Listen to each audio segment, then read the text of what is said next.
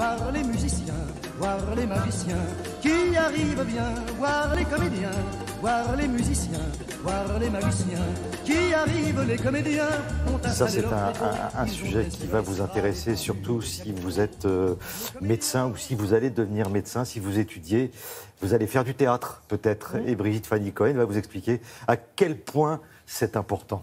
Brigitte, bonjour. Effectivement, nous en parlons parce qu'un livre vient de paraître à ce sujet. Alors effectivement, pourquoi certains médecins, jeunes médecins, vont-ils avoir des cours de théâtre, hein? Ça existe dans certaines universités. Parce que, je ne sais pas si vous vous souvenez, il y a quelques années, le premier plan cancer voulu par le président Jacques Chirac avait instauré une consultation d'annonce. C'est-à-dire qu'il fallait par exemple, un patient chez qui on découvre un cancer bénéficie d'une consultation dans laquelle on prenne le temps de lui expliquer le diagnostic, de lui parler du diagnostic, parce qu'il y avait comme une sorte de ras-le-bol de ces diagnostics jetés à la figure des patients dans un couloir, au téléphone, de façon impersonnelle. Ouais. Et il y avait effectivement énormément de patients choqués par la façon dont ils apprenaient qu'ils avaient un cancer.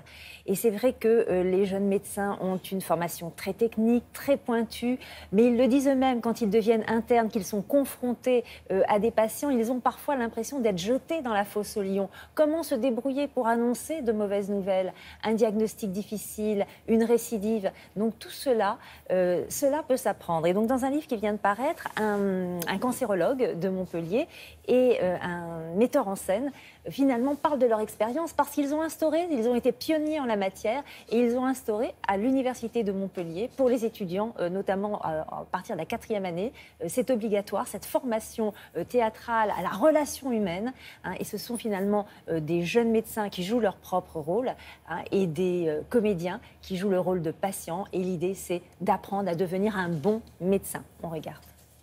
Je comprends votre choc, mais il est nécessaire de communiquer ensemble afin qu'on puisse irradier cette tumeur au plus vite.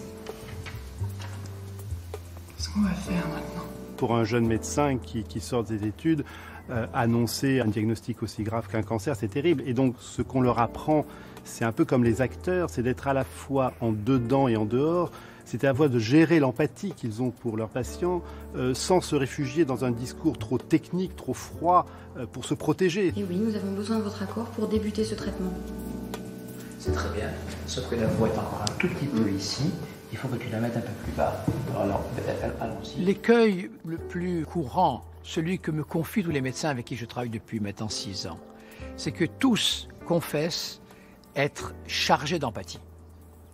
Et donc, il ne faut pas travailler sur l'excès de l'empathie, mais au contraire, garder chez le médecin la distance clinique.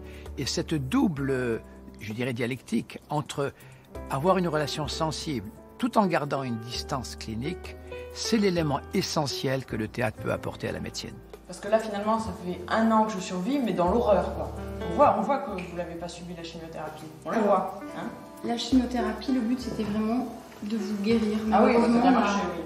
Effectivement, le but n'a pas été atteint. Ces jeunes médecins sont sous le regard d'un metteur en scène. Ils sont face à des acteurs qui jouent le rôle de patients, de famille, et on les corrige, on leur donne des outils, non pas sur le contenu de ce qu'ils doivent dire, mais sur la façon de s'exprimer, sur l'articulation, sur le regard, ne pas annoncer un diagnostic en regardant son écran. Et c'est tout ce non-dit dans la consultation qui souvent a un impact majeur auprès des patients.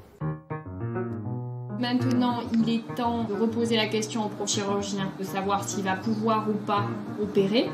Encore opérer? Ah bon?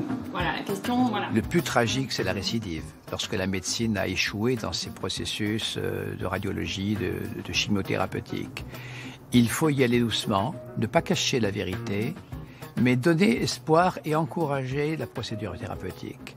Mais d'abord, il faut que le malade sente qu'on s'adresse à lui et pas seulement à la maladie.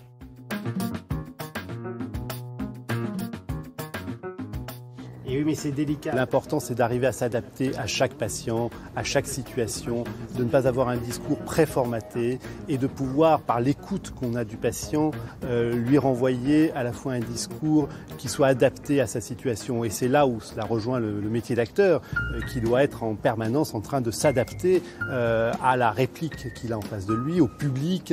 Et donc, c'est tous ces outils qui viennent du théâtre et qui leur permettra de se bonifier et d'humaniser la formation médicale. Voilà, messieurs, dames, mais écoutez, bonne continuation. Merci, docteur. Au revoir, monsieur. Au revoir, docteur. Si on veut en savoir un petit peu plus... Oui, alors je vous conseille ce livre qui vient de paraître, Le Nouveau Serment d'Hippocrate, écrit par le professeur Marc Ichou, qui est cancérologue, le metteur en scène Serge Waknin, et c'est aux éditions Le Manuscrit. Merci beaucoup, Brigitte Fanny Cohen, et tous les renseignements, bien sûr, sur le site de Télématin.